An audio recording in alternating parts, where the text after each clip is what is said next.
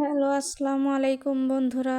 আবারও চলে আসলাম শম্পা লাইফস্টাইলের নতুন একটা ভিডিও নিয়ে আজকে আপনাদেরকে দেখাবো ধনেপাতা ভর্তার মজাদার একটা রেসিপি।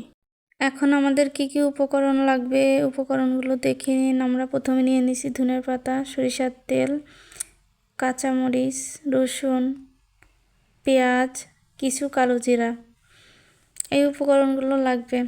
আর দেখলাম ঘরে কিছু শুকনো চিংড়ি মাছ পড়ে আছে, ওইগুলোও নিয়ে নিলাম। আপনারা চাইলে চিংড়ি মাছটা স্কিপ করতে পারেন। চিংড়ি মাছটা আমি প্রথমে হালকা গরম পানি করে নিয়েছি, গরম পানিটা দিয়ে ধুয়ে নিলাম। এখন আমি এক এক করে উপকরণগুলো ভেজে নেব। প্রথমে রসুনগুলো দিয়ে দেব। রসুনগুলো হালকা লাল লাল হয়ে আসলে তারপরে আমি দিয়ে নেব হাফ কাপ পরিমাণে পেঁয়াজ কুচি। এগুলো ভালোভাবে ব্রাউন কালার করে ভেজে নেব। সুন্দর একটা ঘ্রাণ আসছে। এখন দিয়ে দেব 5-6টা কাঁচামরিচ। দেখেন এখন আমার ভাজাটা প্রায় কমপ্লিট হয়ে গেছে। আমি আগে থেকে ধুয়ে রাখা চিংড়ি মাছগুলো হালকা করে ভেজে নেব তেলের উপর দিয়ে, মানে চিংড়ি মাছের গন্ধটা যেন না থাকে। এই জন্য চিংড়ি মাছটা না দিলেও হতো, কিন্তু আমার ভাল লাগে চিংড়ি মাছ দিলে, এই জন্য আমি চিংড়ি মাছটা দিয়ে নিলাম। চিংড়ি মাছটা ভাজা শেষ। এখন আবার নতুন করে কড়াইয়ে সামান্য পরিমাণে সরিষার তেল দিয়ে নেব। এখন কিন্তু সরিষার তেলটাই দিতে হবে। তারপরে কালি জিরা দিয়ে দেব কিছু, আর ধুয়ে রাখা ধনের পাতাগুলো দিয়ে দেব।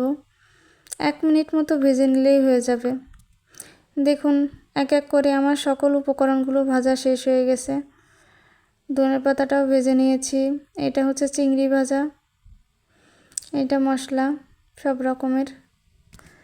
আর এখানে লাগবে শুধু লবণটা। কালারটা কত সুন্দর হয়েছে।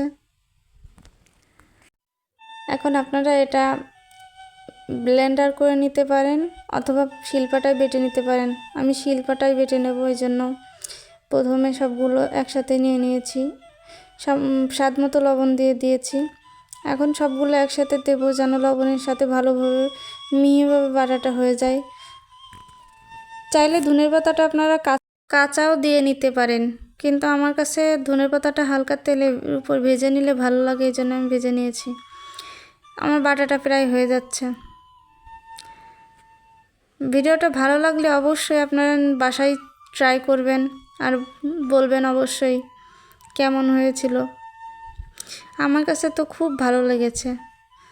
আমি খাওয়ার পরে ভয়েসটা দিচ্ছি, এই জন্যই আমি বললাম যে আমার কাছে খুব ভালো লেগেছে। এই যে ভর্তাটা রেডি।